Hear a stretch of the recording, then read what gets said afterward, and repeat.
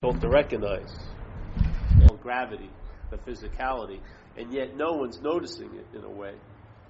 They're not talking about it at the cafe this morning. There's not you look on the weather, on the paper, and says the gravity effect today is going to be very heavy. Watch out for your right shoulder. It's shooting for right shoulders today. Everyone will be drooping, No, like that. Pull your pants up a lot more times. And so gravity is really having a large force. No, but it's on us all the time, and you don't know it unless you got relief from it. Like if you went into an anti-gravity thing, you'd realize the effects of gravity. The same thing with everything else. It's the exact same way. It's like people in alcoholism, they're suffering from a disease and a incredible, like a parasitical movement of mind, and so then they know that something's screwing with them. They don't know what it is, but they have a sense that something. So they know it that way. They know it by being at its effect, yeah. But then if they get relief from it, they'll know it, right? Not being affected by it, and then they'll see it instead of seeing from it, yeah. So you can believe you know something, but you're seeing from it. But to really know it is to be relieved of it, yeah. So the same thing with the gravity.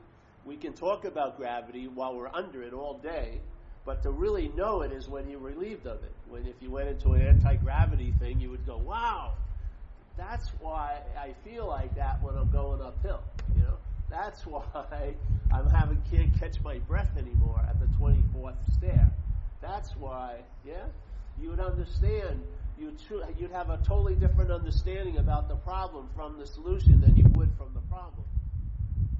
From the problem, our idea of relief is varied and has tons of different solutions, but they're all basically inherently rooted in the problem.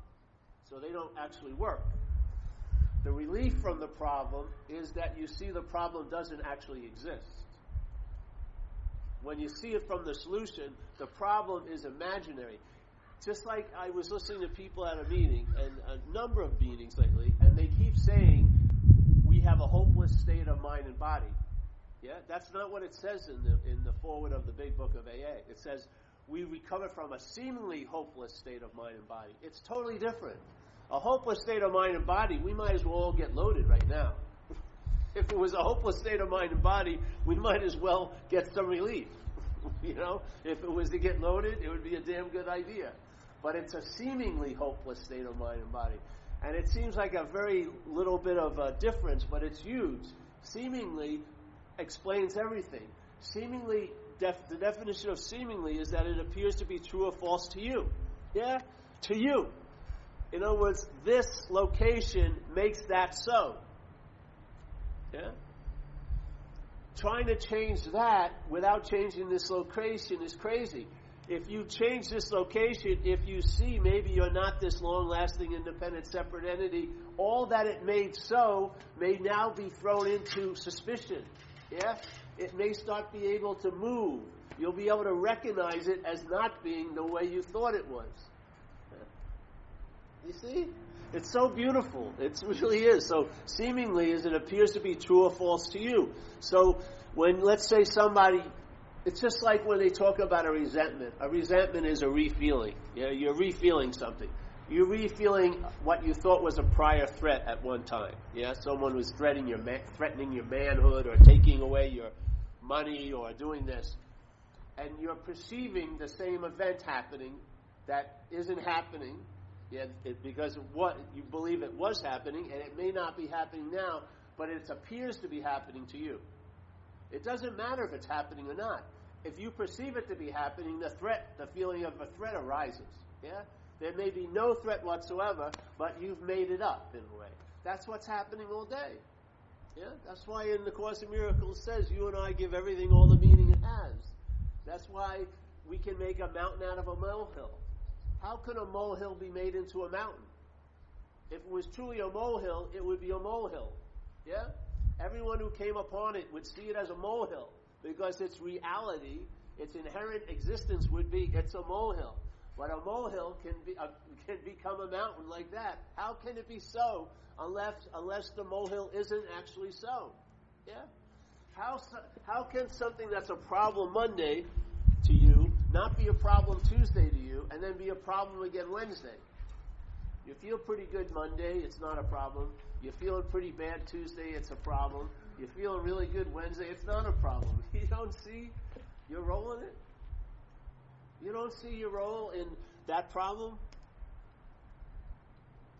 If it was a problem, it would have to be a problem. Monday, Tuesday, Wednesday, Thursday, Friday. If it was a problem. If there was something called a problem that actually existed, it would have to be a problem every moment it existed. It couldn't change from one thing to another.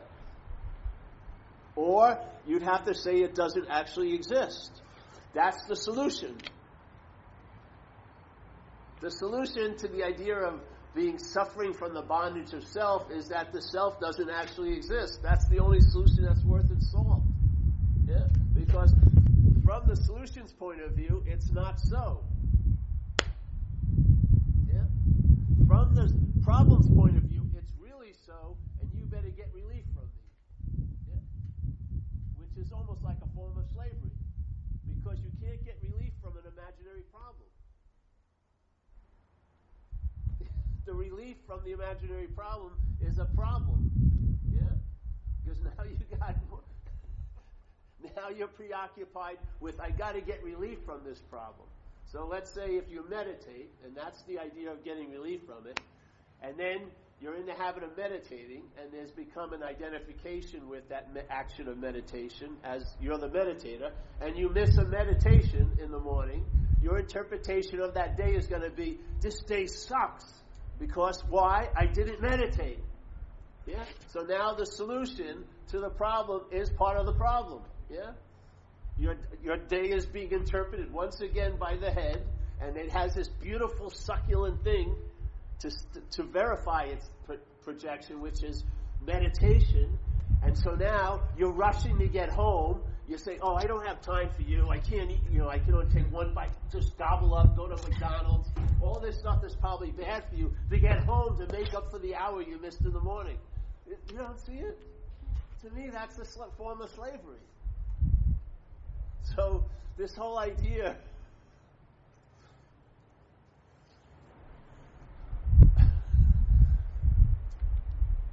How long would it take for you to get out of somewhere that you're not in? How long would it take? Would you need a map? Would you need to have some gear? You have to get some special gear. I'm getting ready for a big journey today. I'm going nowhere. Could you possibly ever get lost if you weren't going anywhere? Could you? Could you ever be lost if you weren't going anywhere?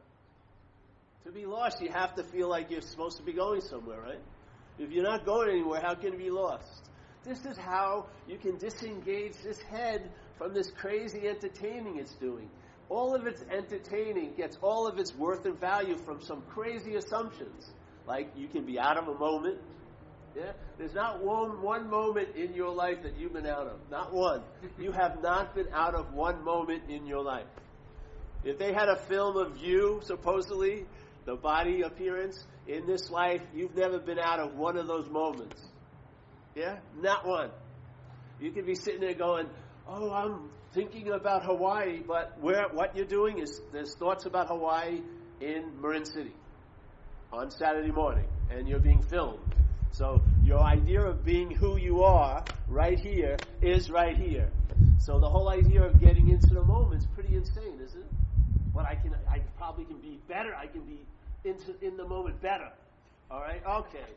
So let's bring it to a statement in recovery. Maybe you're not in recovery, but I think it's applicable. It says, one of the major delusions of the whole situation is we believe, even when we get tons of evidence that we're not managerial quality in life, we still believe that if we could only manage better, everything would go well. Isn't that managing better? All right, so I'm in the moment, but I could be in it better. I know I could. I can make it mean more than it means. I could stuff myself even deeper into this moment. I could pranarize myself into it. I could yoga-ize myself to it. I could Tai Chi-ize myself into this moment even more than I'm in. Isn't that the same delusion that it says in the recovery? The major delusion, it says, is that we keep believing, no matter all the evidence, that if we could only manage better, it's not that we're not managerial quality, we're just not doing it right. So we're not doing this moment right. Who says that? Who says that? Who informs you that you could be more in the moment? Did you have that? Was something informing you? Was a godlike spirit informing you when you were 2 years old that you could be more in the moment? If you have any memory of it, or when you were 3, I had memories at 3, or 3.5. Did a godlike voice say, "You, Paul, could be more in the moment"? No. Did a godlike voice say, "You better start searching for spirituality" at 3 years old? No. Retreats did not come up in my head. Meditation did not come up in my head. I wasn't looking for a spiritual teacher. I wasn't looking to get Rolfed. I wasn't looking for many things at all. I was just looking at the ants, or smelling the flowers, or running around, doing whatever. Yeah? Because my mind had entertained all those crazy assumptions that I could be somewhere other than where I am. Yeah? Or that this could be so much better. Or my mother should be beautiful, or my room should be bigger, or I should have Gap clothes on, or whatever it was. None of that was being entertained by my head. Yeah? I had to grow into that. My mind had to grow into all that activity. And if it seemingly grew into it, then the opposite is true. It can grow out of it. Yeah? The dilemma is, when we grow into this activity, there's an idea that there's a self, yeah? When we try to grow out of it, the idea of the self migrates with that activity. So now there's the feeling of self trying to get out of self. That's what boomerangs us. That's what jackpots us. Yeah, we grew into a mental state. It became dominant, and we want to get out of some of its effects, but we don't realize the dominant aspect of the mental state is identification as a self. So when that identification is placed and it wants to migrate out of this bad place into a better place, it travels as the thing that's producing, quote unquote, that bad place. Yeah? It's like the virus wants to leave the Petri dish that it's growing in. So it takes growth, but everywhere it goes, it takes the Petri dish with it. Yeah? So the whole point is, self can't get out of self. You can't use the Buddha to find the Buddha. You can't use the mind to find the mind. Do you know what that means? Do you have a sense of it? You can't use mind, raw mind, especially when it's been conditioned into a utensil, into acquiring and getting and understanding and knowing. You can't use that mind to know mind. You've got to question the format of the mind that you're taking to be mind, and if that's not so, then that's mind. Yeah? There's not using mind to find mind. You just question how the mind is, and when it ain't, that's mind. Yeah? Just as it is right now. Because the rawness or the virginness of it or the clarity of it has never been affected by whatever's been put over it. Your skin never becomes the clothes you put on, does it? How many different shirts have you worn in your life? Your skin never took on the qualities of that shirt.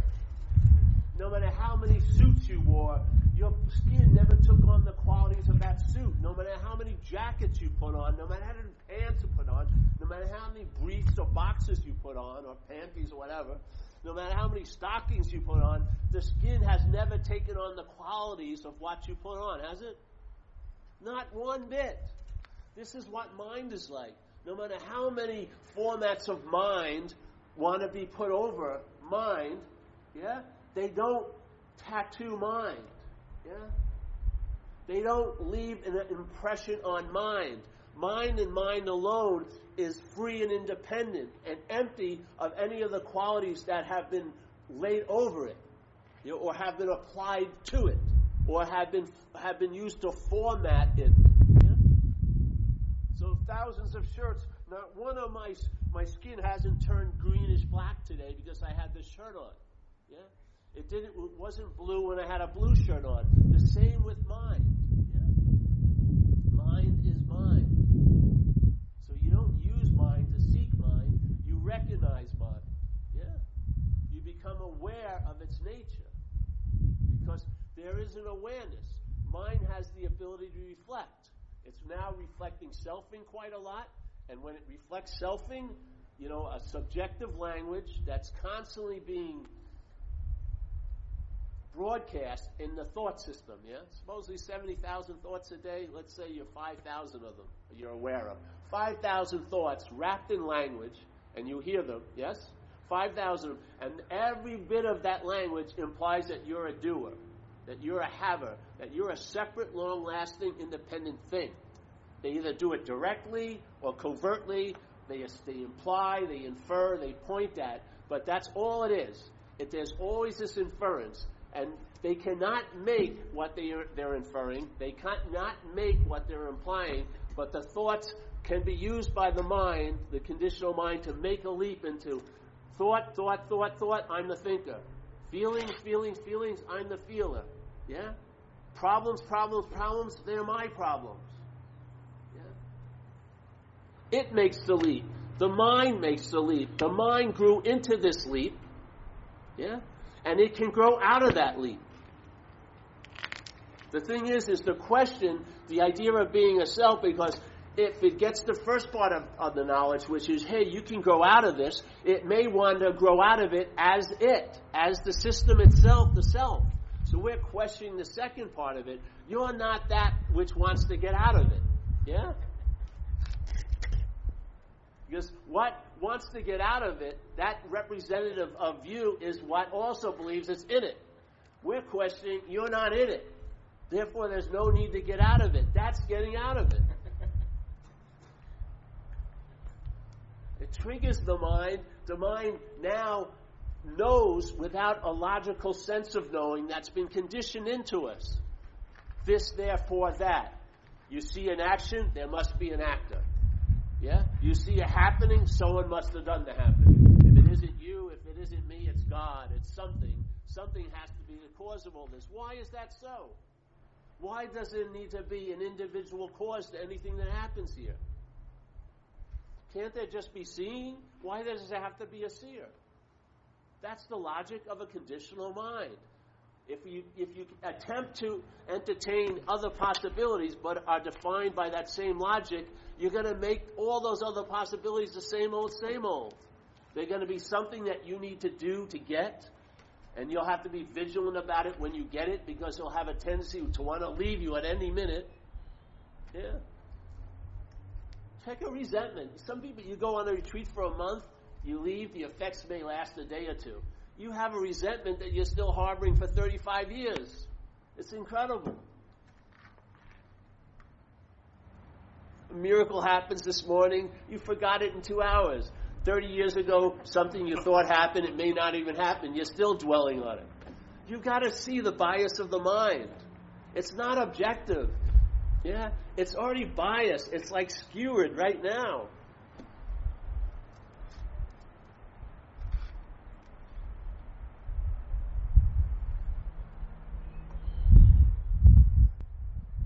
So there's a different situation now. All right, so now there's no need to get out.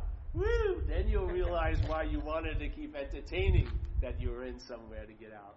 Because now the real responsibility arises, which is you're fucking awake. Yeah?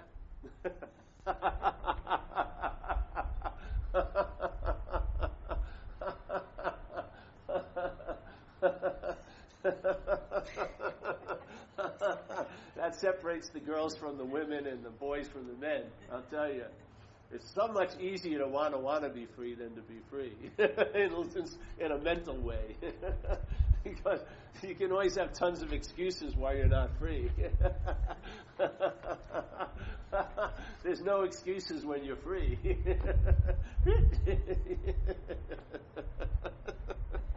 You're just incessantly on.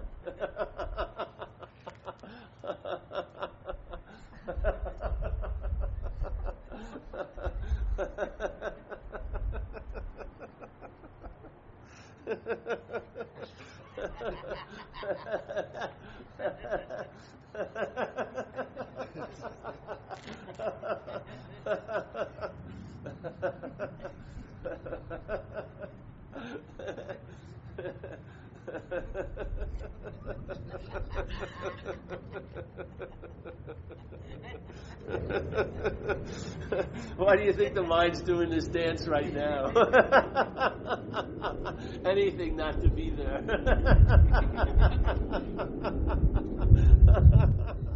Can we put it off for a little longer? Please. I'll make you everything as long as I don't have to be anything.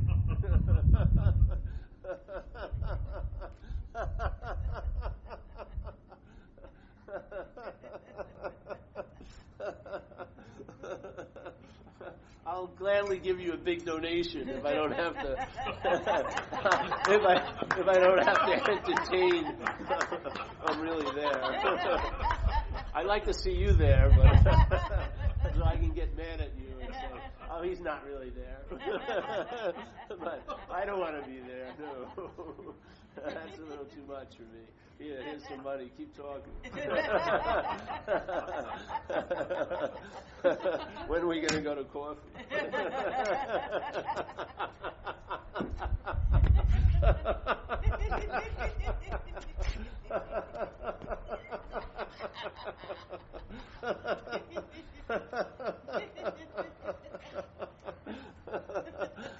It's okay. The charade will keep going on. But inevitably your mind's wide awake. It doesn't matter. It really doesn't. Have you ever died in this life? I've had a few occasions where it's happened. You know? I remember the only... It's like water and oil. Yeah? The absence of this and this is like water and oil. They don't mix. Yeah? There's no perfection here in a person. In manifestation is dualistically expressed, yes? It's just the mind doing its best it can to sort of mimic and open up to be an expression of what cannot be expressed. That's the best it can do. And it's a great adventure for it, yeah? It's a challenge worthy of the mind, yeah? To try to express what's inexpressible, to try to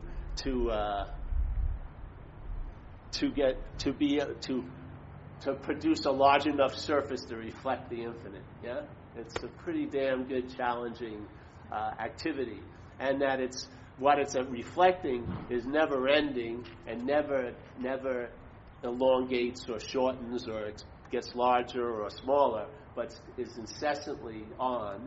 Then that reflection is sort of like its ability to reflect is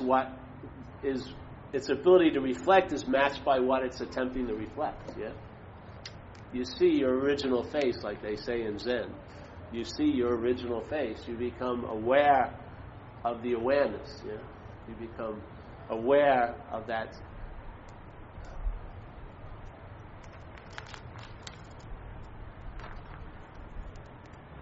Like I always love the Dzogchen, which is like a sect of Buddhism. Dzogchen is about the great perfection.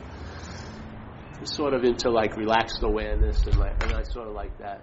And they use the open sky like as an example quite a lot, and it's a really nice example of mind. Yeah, the open sky. And so right now, if someone would try to describe the sky, what could they describe? They usually would describe the clouds in it. Yes, that's what happens. Because you can't really describe the sky. You can give it a color, but that color isn't really what it is, yeah? So the sky is open, and a lot of things appear in it, yeah? And a lot of those things have effects to us, but they don't affect the sky, do they? Like the sky doesn't get wet when it rains, the earth does, yeah? When a bird takes a shit, it doesn't land on the sky. It usually lands on your car, yes? If there was explosions in the sky, big explosions that could have blown up a building here, it doesn't rip the sky open, does it? That's sort of like mind. That's what mind is like. Yeah. So no matter what you believe you've done ever in your life, or what you're afraid you're gonna do in your life, yeah, cannot nor will ever leave any effect on that mind. In other words, if you can't see that you're not the doer, then everything that you believe you've done doesn't have any effect on what you truly are. Yeah? You're not convicted. You're not on probation here. You don't have to seek parole. You just bring all the cases to the court of light, and there's an annulment there. Yeah?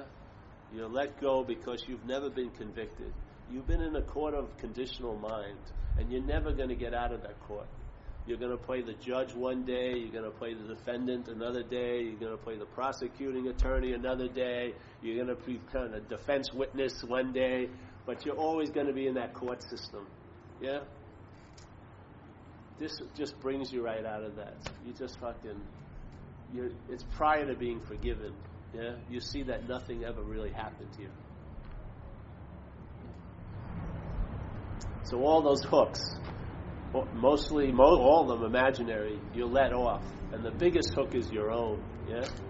That one that you have in you, like a little lead ball in your gut, that no matter how many people tell you you're loving, you really believe you're not. No matter how many people say, you're a really nice boyfriend, Paul, you think you should be so much better, and you won't let yourself off that hook. All those mental little fucking bear traps that your little fucking ankles have been caught in all your life. All those like spring open, and you realize the imaginary quality of it all. Everything is seemingly so here. Everything is seemingly so. I don't care how many people vote for it as being real, it's still seemingly so. And so if the mind changes, life changes, yeah? If life changes, what's manifesting or what's expressing the mind, which is your little action figure, will travel lighter, yeah? And the mind will be relieved of a lot of the burdens of being stuck on the flypaper of this world, and will be able to entertain other possibilities while you've got enough ability to deal with life day at a time. Yeah. And so your mind will be freed, and it will be entertaining its own face while it's appearing and actively dancing around here. Yeah. You've got tons of attention. There's no finite reservoir of attention. You don't run out of attention, do you? Did you spend too much attention and now you don't have any for Saturday? You know what I mean? I mean, someone who's been obsessed all day yesterday, all day, they were just going over the same, what did she mean by saying hello to me? Hour after hour, hour after hour. They still have tons of attention today, don't they? You can't outspend it, can you? You can obsess about the most trivial thing for 5 days in a row, and when it finally breaks, you still have tons of attention for the next day. Does it ever run out?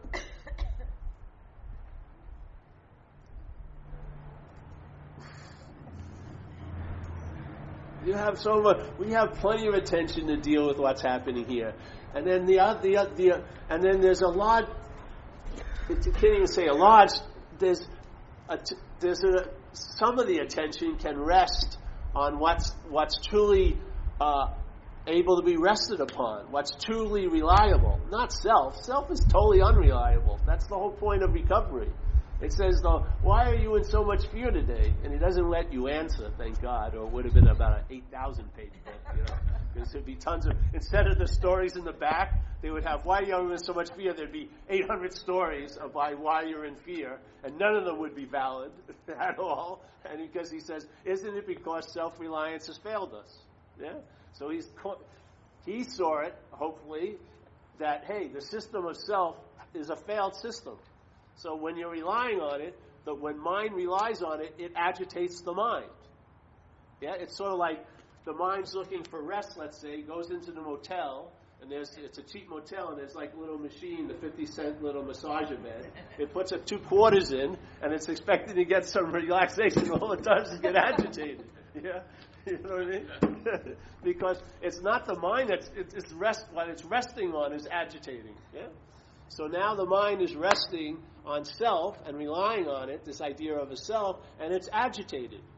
So if you ever see a clear surface of water, it has the ability to reflect, but when it's agitated, is it reflecting? You just see the surface. You see all the ups and downs. You don't see, it almost seems like it's solid, yeah? When it's smooth, when there's no wind and nothing going on it, it has the ability to reflect. You see the sky in it. That's what mind is like, and here's the sky. Let's say that's awareness. When the mind is not agitated, it reflects. When the mind is agitated by relying on self, all you see is the surface of the mind, and it seems to be real. I'm a long-lasting, independent separating. I'm the thinker. I'm the feeler. I'm the doer here.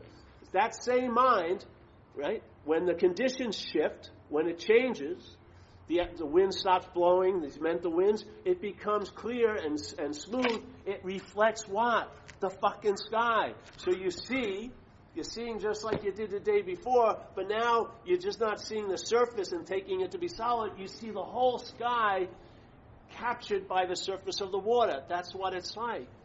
That's traveling lighter.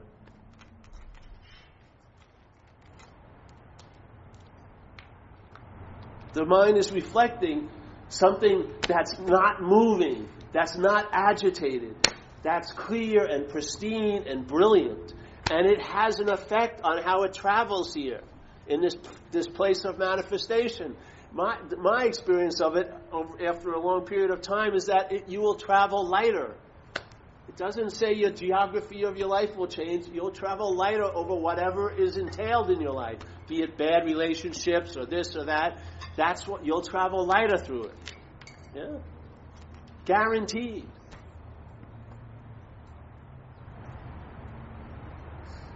What more would you want? The same mind doesn't have to go through rigorous changes. You don't have to take tons of stuff. You just shift what it's relying on. And I'll tell you, the utmost reliance on a system is being identified as it. Yeah? So if you're relying on self-centeredness, and the utmost level of reliance would be identification as a self, yeah? I'm saying that's the root of the problem. And I'm also saying from the solutions point of view, it's imaginary, because the mind could not be a self. It's not a long-lasting, independent, separate entity. It's not a thing. Yeah?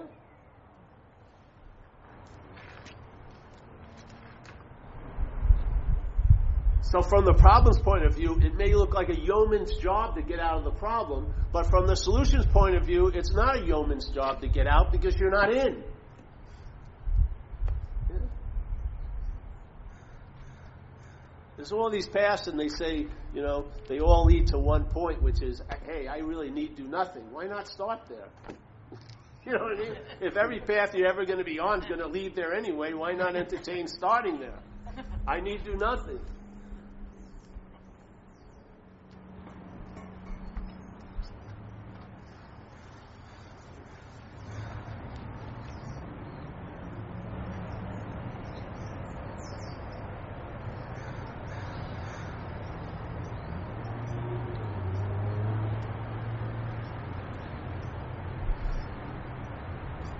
So here's these birds go by. So they're like thoughts, right, in the sky. There you go. Your eyes are open. And so you see the bird. Yeah? Now in shamanism, that's a sign. The crow. Now there's 3 of them. That's also a sign. They're coming right over us. See? Here they are. So now my mind's given meaning to the crow. That's what it does. Yeah. The crow went. What's still here? The space the crow flew in through, right? I can hear the crow distantly. So let's say that thought was a my thought. So that would have an echo still. So you're still listening to it because it's your thought. But it dies. What's still here? The space that it moved in and the space that it was heard in. Yeah? That space is the uninterrupted state of your mind. The thoughts and the sounds are appearances in the mind. The uninterrupted state of the mind is still here, and it will never not be here. Things show up in it. They grab your attention. Your mind gives meaning to it.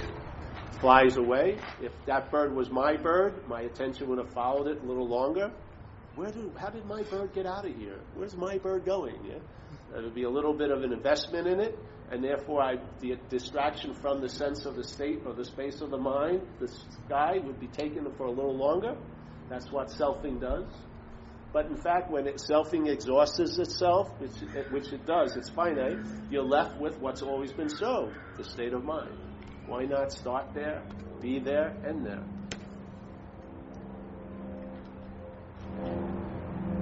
You've got plenty of attention to follow 5 thoughts, 5 crows, and not lose the sense of the space of the mind. You've got plenty of attention to deal with your day and not lose the sense and the space of the mind. You have plenty of attention to deal with what you think are future important needs and past reflections, and you still have enough attention to abide in the space of the mind. Yeah? It's not an either or thing. Yeah? There's a diffuse state, the presence. Yeah? Things come through it, and there's a contraction, and there's an attention given to it. In a subject-object relation, usually, that's the dilemma. That's the sickness of mind. But that breaks, and what happens is the aperture springs back, and there's the attention to the space. With selfing, it never springs back all the way. It stays in a fixed frame. And so you get caught in a claustrophobic little framing. And so now all you're seeing is things appearing in a very small space. And after a while, the things dominate the space, and you forget the space, and all you do is see the things, yeah? That's called the loop of self-importance. That's the disease of the mind. It's forgotten the quality of the spaciousness of its own nature, and now it's just claustrophobically confined by things, yeah? Thoughts and feelings and objects and da-da-da and time, yeah? So when it springs back, it only springs back like this. It hits the frame of selfing. Yeah? And then it contracts with desires.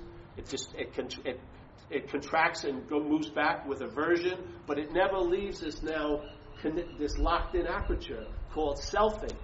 Yeah? Identification as self. We're questioning that. It has its capabilities like this. Boom! It'll spring right back out. Yeah? Bing! It's like someone who's breathing so short, they don't know the extent of the capacity of their lung. They've just been so used to breathing.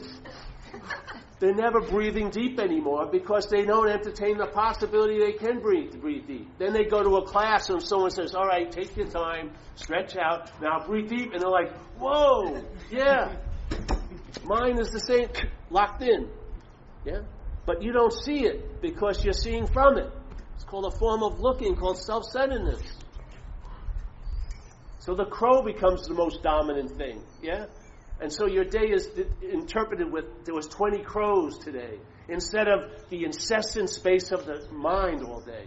You now look, I had great things happen today, 5 great things. Or like when I'm in the surf, I caught 5 great waves, but I was in the water the whole time. Yeah? Don't forget the water aspect of it. You're in the freaking water the whole time. You caught 5 waves, but the whole event was in the water. Yeah? Whatever happened to you today, the whole event has been comprised in this context of space.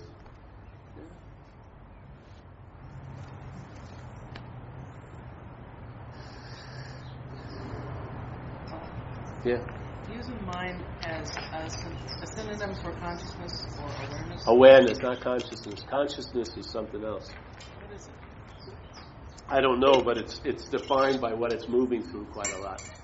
So consciousness is human consciousness, there's a crow consciousness, there's bird consciousness, plant consciousness. Awareness isn't defined by anything. So you're using awareness and mind as different, yes. Here you can seem to be unconscious and conscious, yeah? But there's awareness, pure and simple, yeah?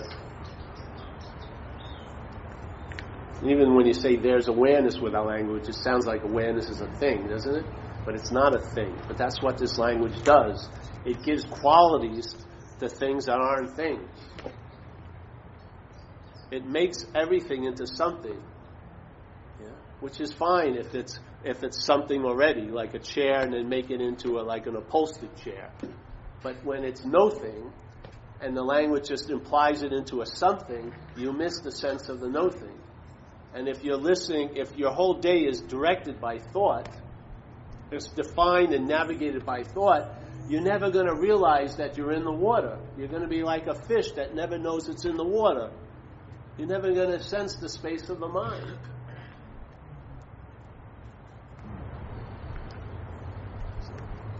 Any questions? More questions?